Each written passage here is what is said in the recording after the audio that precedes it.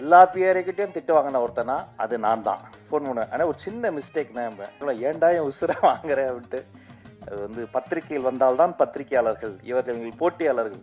இப்போ வாசல் அப்படி கையை கட்டி நிற்போம், அடுத்த மாதம் சம்பளம் வாங்கணும், எப்படியாவது எங்களை உள்ள விட்டுருக்கேன்.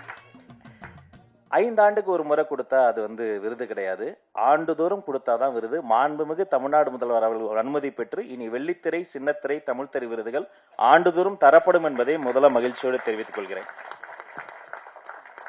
இந்த நம்மளுடைய பிரசாத் வென்யூல இங்க இருக்கிற எல்லா பிஆர்ஓகிட்டையும் எஃப்எம்ல வேலை பார்த்தப்ப, டிவியில வேலை பார்த்தப்ப, சோசியல் மீடியால வேலை பார்த்தப்ப, தனியா யூடியூப் சேனல் வச்சிருந்தப்போ எல்லா பிஆர்ஓகிட்டையும் திட்டு வாங்கின ஒருத்தனா அது நான் தான்.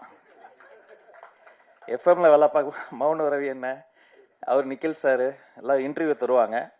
அப்போ வந்து எடுத்து முடிச்சு ஃபோன் பண்ணுவேன், ஆனால் ஒரு சின்ன மிஸ்டேக் என்னாச்சுமாங்க, இந்த ரெக்கார்டரில் ஆன் பட்டன் அமுக்க மறந்துட்டேன். பக்கத்தில் இன்னொரு எஃப்எம்ல வாங்கி தருவேன், ஏன்டா என் உசுரை வாங்குறேன் அப்படின்ட்டு. அதே மாதிரி நடுவில் ப்ராப்ளம்ஸ்லாம் வரும். எங்களெல்லாம் வந்து வெப்சைட்டில் இருக்கும்போது உள்ளே விடக்கூடாது அப்படின்னு முடிவு பண்ணிடுவாங்க. அது வந்து பத்திரிகையில் வந்தால்தான் பத்திரிகையாளர்கள், இவர்கள் போட்டியாளர்கள். இப்போ வாசல் அப்படி கையை கட்டி நிற்போம், அடுத்த மாதம் சம்பளம் வாங்கணும், எப்படியாவது எங்களை உள்ள விட்டுருக்கேன். இல்லை பரவாயில்ல, அப்புறம் வர வர எல்லாத்தையும் புரிஞ்சுக்கிட்டு. ஆனால் மேடையில் இருக்கக்கூடிய அத்தனை ஜாம்பவான்களும் சரி, இங்க இருக்கக்கூடிய பிஆர்ஓக்களும் சரி, நல்ல தமிழில் நல்ல ஒரு நிகழ்ச்சி செய்யணும்னா ஒரு தொகுப்பாளர்னா அவர்கள் முதலில் அணுகும் இடம் மலிவு விலை தொகுப்பாளர்னா அது ராஜ்மோகன் தான் என்பதையும் பெருமையோட நான் சொல்லிக்கிறேன்.